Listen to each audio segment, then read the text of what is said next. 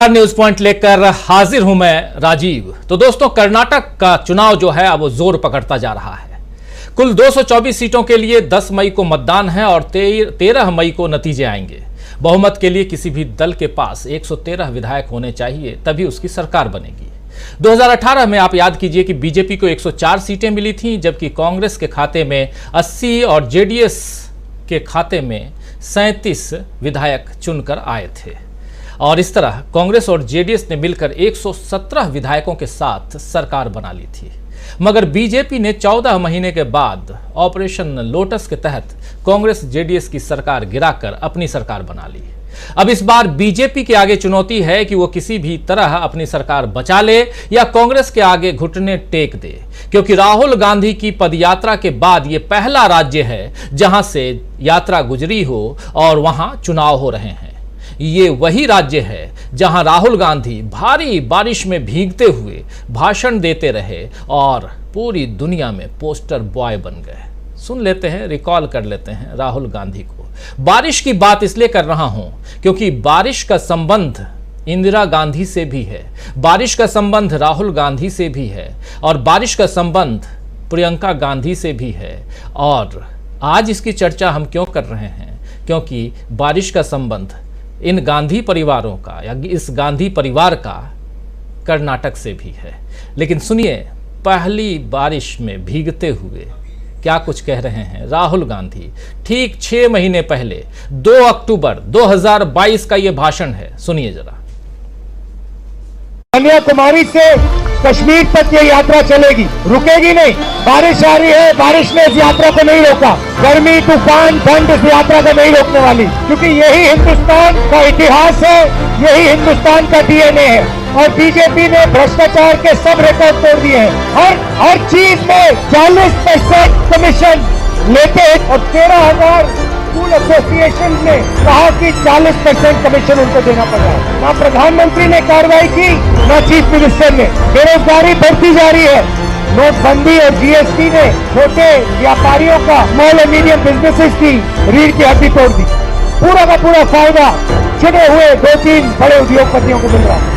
एक तरफ बेरोजगारी तो दूसरी तरफ महंगाई। बीच में कर्नाटक और हिंदुस्तान की जनता, गरीब जनता पिस रही है। जितनी भी नफरत, जितनी भी हिंसा ये करेंगे, हम हिंदुस्तान को जोड़ेंगे। आप इतनी दूर से चले, बारिश में आप आज यहाँ खड़े हो, आप सबका दिल से बहुत बहुत धन्यवाद। जय हिंद।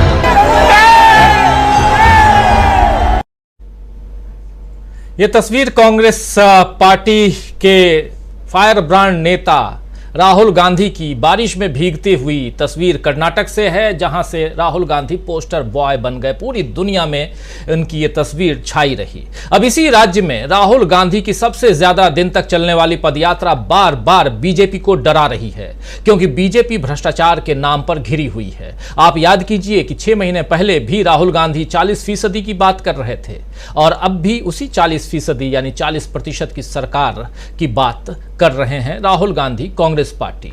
पीएम नरेंद्र मोदी, गृह मंत्री अमित शाह, उत्तर प्रदेश के फायर ब्रांड नेता आदित्यनाथ योगी और सीएम वहां के स्मृति ईरानी, इन तमाम नेताओं के भाषण वहां हो रहे हैं।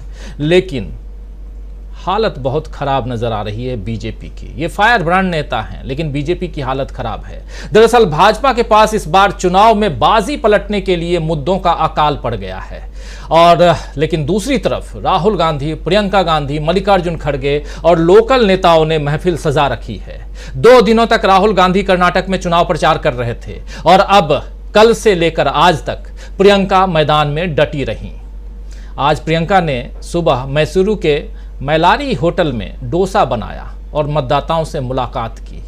डोसा बनाने के बाद जब आम सभा को संबोधित कर रही थी तो इस डोसा की कहानी प्रियंका गांधी बयां कर रही थी। क्या कुछ कह रही थी ये आप देख रहे हैं तस्वीर। लेकिन इसके बाद इन्होंने क्या कुछ अपने इस एक्सपीरियंस को साझा किया, जरा सुन लीजिए। आज सुबह मैं मैसूरू में मैलारी होटल में गई, आप जानते हैं, और मैंने देखा कर्नाटका का स्वाभिमान, कर्नाटका की मेहनत का मिसाल, जिसका होटल है उन्होंने मुझे बताया कि उनके पिताजी ने ये काम शुरू किया था। बहुत गर्व से मुझे रसोई में ले गए और मुझे भी डोसा बनाना सिखाया, अच्छा बनाया। और उसी समय उनकी 23 साल की बेटी भी आई रसोई में। मैंने पूछा क्या करती हो? बोला मैं इन्फोसिस में काम करती हूँ। मुझे इतना गर्व हुआ, मुझे लगा यही कर्नाटका है। मेहनत, ईमानदारी, अपनी पुरानी परंपरा को आगे बढ़ाते हुए, अपनी संस्कृति, अपनी सभ्यता को बचाते हुए भविष्य की ओर देखना और एक सौंदर्य भविष्य में भाग लेना। गर्व होता है मुझे आपके प्रदेश पे, आपकी मेहनत पे, आपकी ईमानदारी पे। लेकिन मैं एक बात बताती हूं, दुख भी हो रहा है, क्योंकि जब आप अपना वोट देते हैं, जब अपना समर्थन देते हैं, तो आप भरोसे के साथ देते हैं, विश्वास के साथ देते हैं। आज मुझे इसलिए पहचानते हैं क्योंकि मेरी दादी इंदिरा गांधी ने आपका विश्वास नहीं तोड़ा। तो यहां नाम ले रही थी अपनी दादी इंदिरा गांधी का। इंदिरा गांधी ने आपका विश्वास नहीं तोड़ा।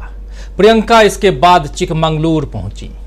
ये वही चिकमंगलुर है जहां से इंदिरा गांधी ने कम बैक किया था। आपको याद होगा, लगभग आज की परिस्थिति भी वैसी ही नजर आ रही है। इंदिरा गांधी भी संसद से निष्कासित थीं और आज राहुल गांधी के साथ भी वैसा ही हाल है।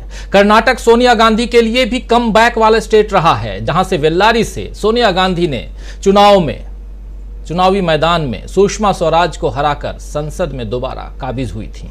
आज जब प्रियंका गांधी चिकमंगलुर के मंच से अपनी दादी को याद कर रही थी, तब भी बारिश हो रही थी। देखिए क्या संयोग है कि इंदिरा गांधी ने भी बारिश में भीगते हुए ही भाषण दिया था और आज प्रियंका गांधी और आज से 6 महीने पहले राहुल गांधी सब इसी कर्नाटक में बारिश में भीग रहे हैं। जरा सुनिए प्रियंका गांधी क्या कुछ कह रही हैं। मैं शारदा देवी से आ रही हूं। वहां जब मैं गई और वहां के शंकराचार्य जी से मैं मिली, तो उन्होंने मुझे पूछा कि इंदिरा जी यहीं से लड़ी थी कि नहीं। तो मैंने कहा जी चिकमंगलुर से लड़ी थी। उन्होंने मुझे आशीर्वाद दिए। मैंने अपने भाई के लिए आशीर्वाद मांगा, उन्होंने आशीर्वाद दिया और मुझे कहा कि यहाँ पे मेरे पिताजी भी आए थे, इंदिरा जी भी आई थी, और जब इंदिरा जी आई तो उनके लिए एक संघर्ष का समय था। आज भी मेरे परिवार के लिए एक संघर्ष का समय है। 1978 में जब इंदिरा जी यहीं इसी मैदान में आई, उनके लिए संघर्ष का समय था। उस दिन भी इसी तरह बारिश आ रही थी। हम मानते हैं कि ये भगवान का आशीर्वाद है, बारिश शुभ है।